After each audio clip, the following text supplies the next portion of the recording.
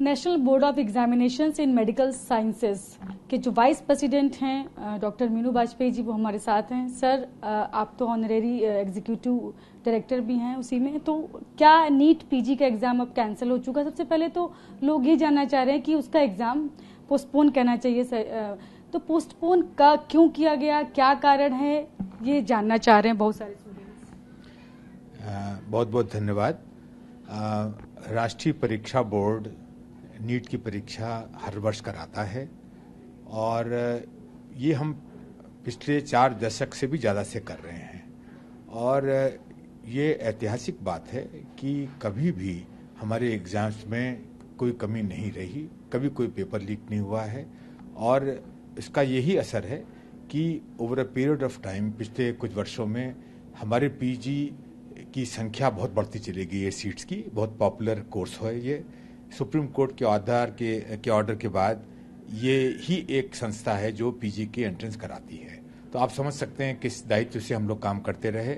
इसकी सफलता को भी इससे जांचा जा सकता है कि 2016 में जब हमारे करंट बोर्ड ने टेक ओवर किया था डॉक्टर शेठ की अध्यक्षता में, उस समय से लेकर अब तक हमारी सीटों में 3 टाइम्स इजाफा हुआ है। 4,500 पीजी सीट हम हर साल देते थे नेशनल मेडिकल कमीशन को और आज हम 15,000 सीट देते हैं। और ये एक छोटी बात नहीं है, ये वर्ल्ड का सबसे बड़ा सिंगल सेशन एग्जामिनेशन है जिसे कंप्यूटर बेस्ड टेस्ट कहते हैं।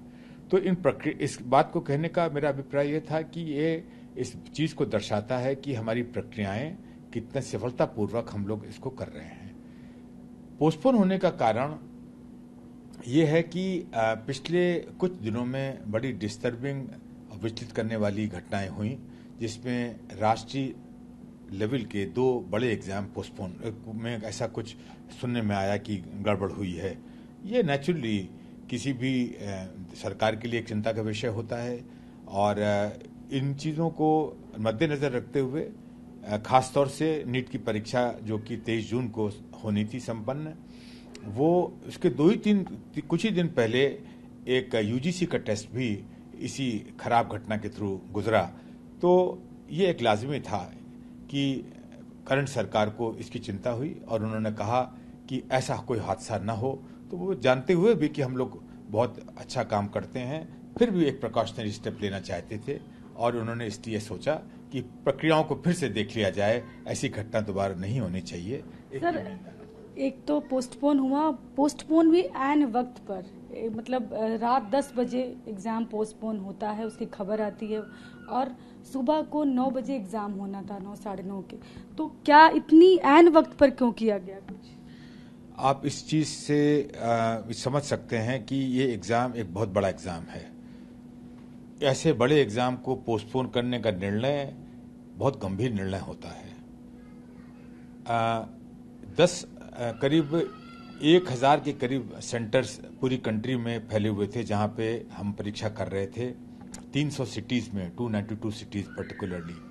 और इसके लिए हमने कितना डिप्लॉयमेंट किया था फोर्सेस का, ग्राउंड फोर्स ही 50,000 थी।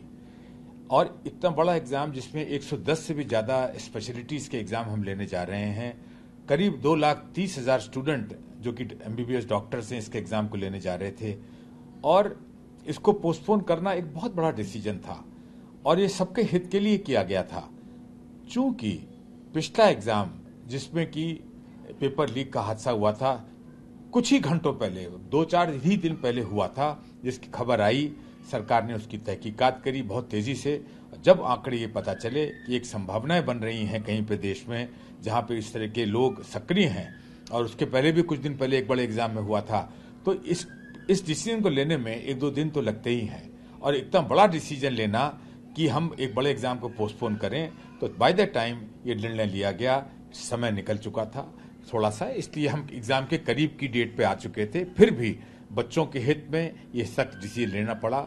इन बच्चों को उस तकलीफ से नहीं गुजरना पड़ेगा जिन बच्चों के एग्जाम होने के बाद पेपर लीक हुआ और अल्टीमेटली इनको इसका फायदा होगा।